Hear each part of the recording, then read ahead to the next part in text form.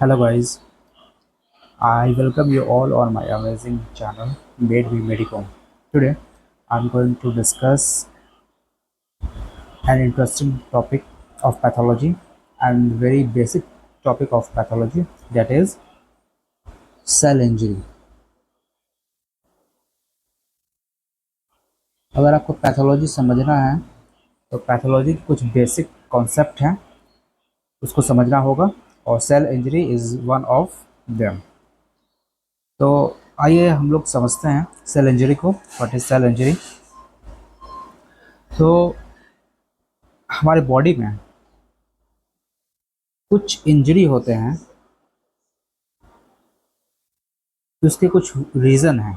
Reason क्या है? अगर बॉडी में ऑक्सीजन की कमी हो जाए, इसको हम लोग कहते हैं हाइपोक्सिया। अगर हमारे बॉडी में कुछ कमी हो जाए या हमारे बॉडी को जो न्यूट्रिशन मिल रही है उसमें अगर कमी आ जाए, या तो ऑक्सीजन कम हो जाए या तो न्यूट्रिशन कम हो जाए, तब हमारे सेल में, हमारी बॉडी में इंजरी आती है। और हमारा बॉडी जो है वो क्या करता है, एडेप्ट कुछ चीज़ों को एडेप्टेशन करता है। हमारे बॉडी के अंदर एक फीचर है एडेप्टेशन का। अगर यही एडेप्टेशंस फेल हो जाता है तो हमारे बॉडी में रिवर्सिबल सेल इंजरी होता है। इंजरी के दो टाइप्स हैं, एक रिवर्सिबल और एक इरिवर्सिबल।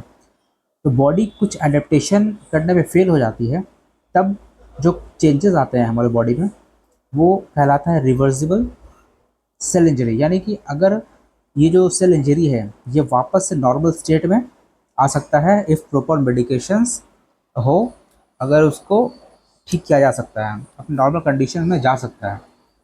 बट अगर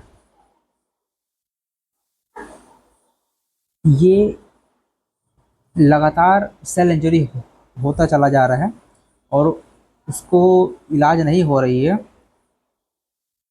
तब ये फर्दर प्रोसेस चलता जाता है और आगे इरिवर्सिबल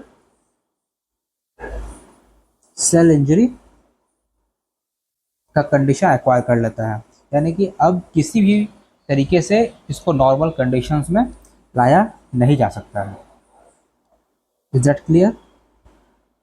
बहुत ही बेसिक तरीके से, बहुत ही धीरे धीरे हम लोग चल रहे हैं आगे ताकि आपको समझ में आ जाए। अब हम लोग नेक्स्ट बात करते हैं कि what is the most common cause of cell injury. Cell injury का सबसे मोस्ट कॉमन काउज क्या है? तो उसका आंसर आता है हाइपोक्सिया। हम लोग हाइपोक्सिया पहले बात कर चुके हैं। This is decrease in the oxygen level in the cell और बॉडी। और फिर इसका अगला क्वेश्चन आता है, what is the most common cause of hypoxia. Hypoxia में भी सबसे ज़्यादा मोस्ट कॉमन काउज क्या है? तो उसका आंसर आता है इस्कीमिया। What is ischaemia? तो इस्कीमिया में जो है ब्लड सप्लाई कट आउट हो जाता है, ब्लड सप्लाई बंद हो जाता है। तो ब्लड सप्लाई बंद होगा तो जिसकी वजह से क्या होगा, ऑक्सीजन की कमी आ जाएगी। ऑक्सीजन की कमी होगी तो वहाँ पे सेल इंजरी होगा। अब हम लोगों ने डिस्कस किया इंजरी दो टाइप्स के, एक रिवर्सिबल और एक इरिवर्सिबल। अब हम लोग स्टेप बाय स्टेप हम लोग डिस्कस करेंगे what is reversible and what is irreversible. जहाँ तक क्लियर होगा आई थिंक, तो हम लोग लेट्स गो अहेड, आगे चलते हैं और एक एक करके समझते हैं। सो पहले हम लोग बात करेंगे रिवर्सिबल चेंज के बारे में। Reversible cell injury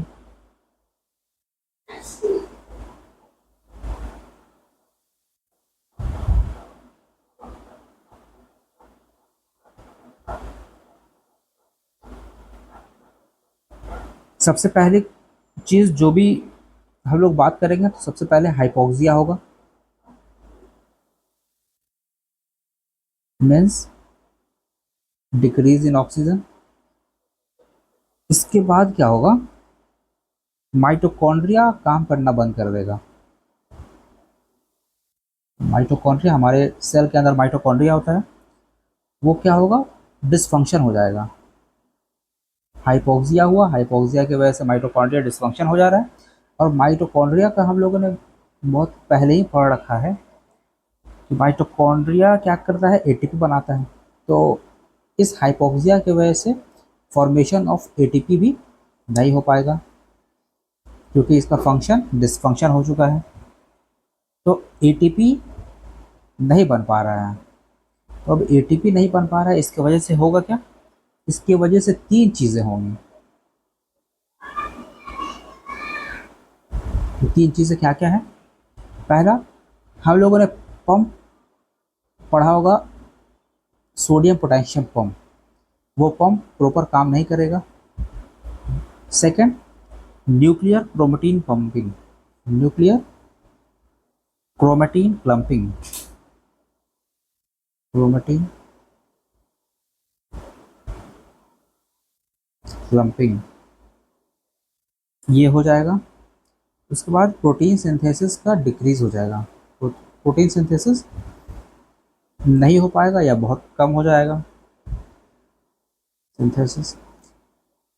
reversible cell injury क्या, जो सेल इंजरी वापस से अपने नॉर्मल कंडीशंस में आ सकता है, उसको रिवर्सिबल सेल इंजरी कहते हैं।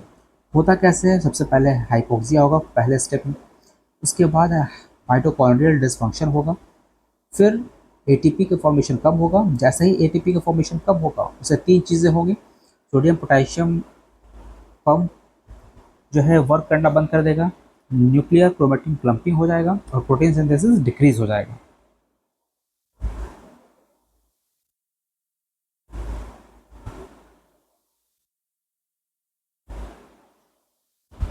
अब आइए आगे नेक्स्ट में, हम लोग देखिए, ये है हमारा सेल, सेल के अंदर ये है सेल मेम्ब्रेन,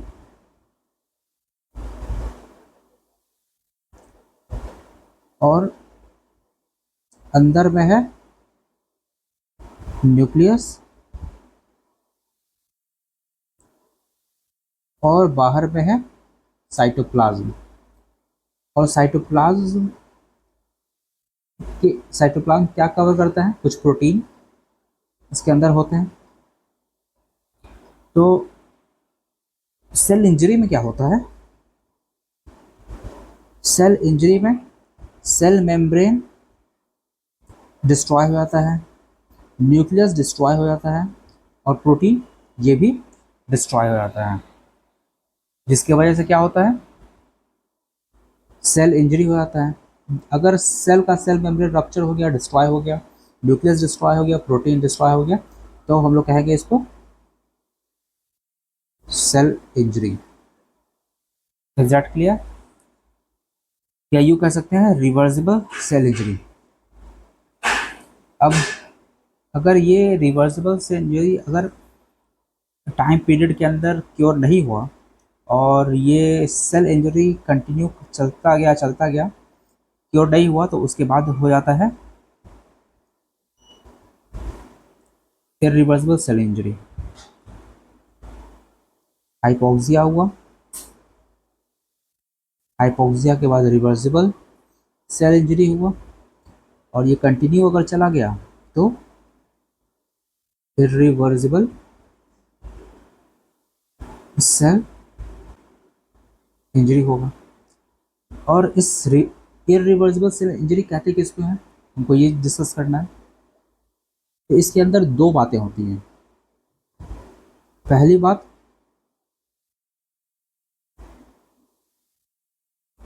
फर्स्ट पॉइंट क्या होगा,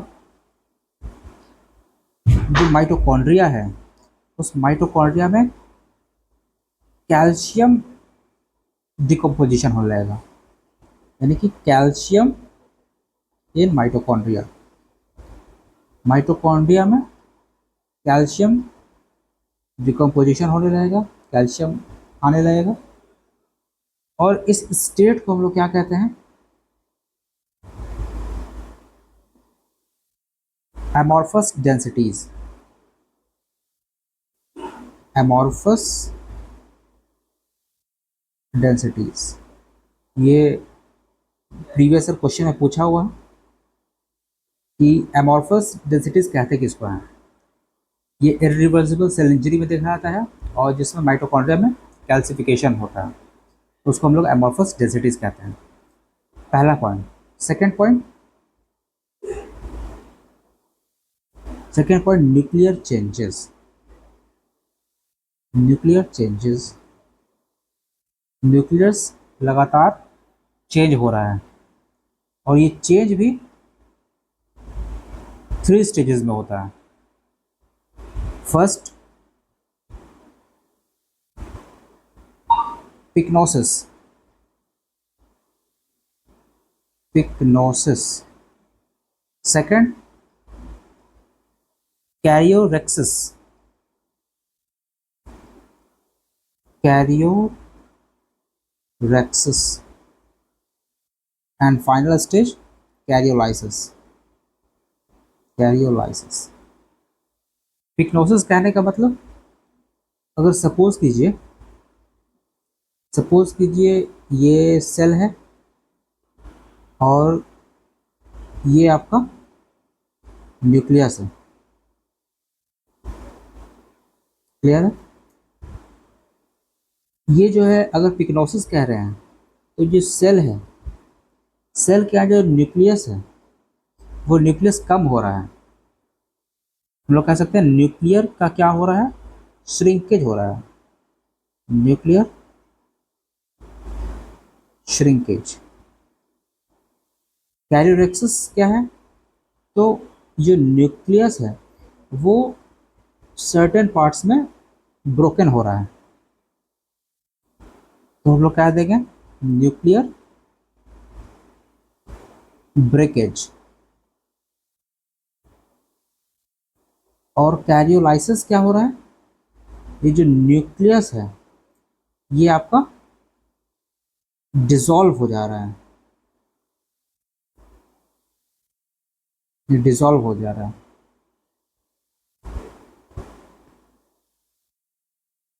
न्यूक्लियस डिसॉल्व,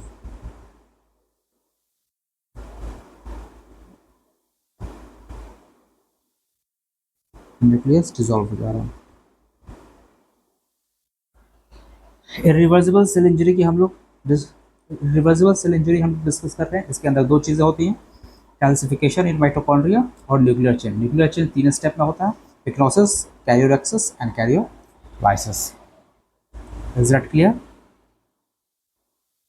तो हम लोगों ने शुरुआत से बात की है, पहले बॉडी में या सेल में हाइपोक्सिया होगा, हाइपोक्सिया के बाद रिवर्सिबल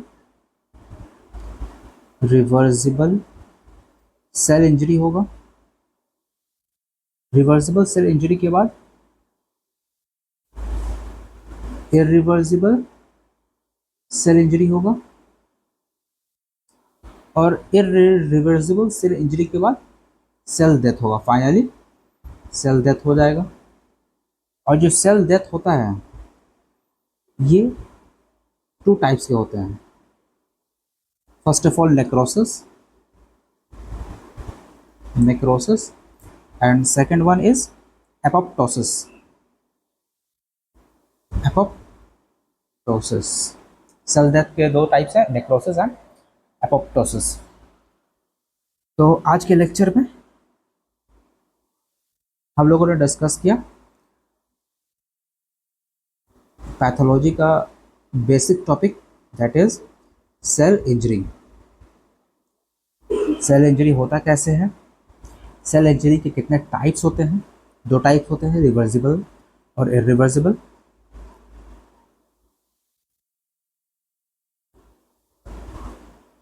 रिवर्सिबल और इरिवर्सिबल। रिवर्सिबल सेल इंजरी हम लोग किसको कहते हैं, हम लोगों ने ये देखा। इसके बाद इरिवर्सिबल सेल इंजरी में क्या क्या चेंजेस आते हैं हम लोगों ने ये डिस्कस किया। और फाइनली सेल डेथ हुआ। सेल डेथ कितने टाइप्स के होते हैं, नेक्रोसिस, एपोप्टोसिस।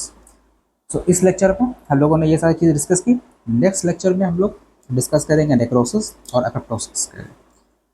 सो अगर ये वीडियो आपके लिए हेल्पफुल रहा हो, आपको समझ में आ रहा हो, तो आप मेरे चैनल को लाइक करें, शेयर करें, सब्सक्राइब करें। Thank you very much.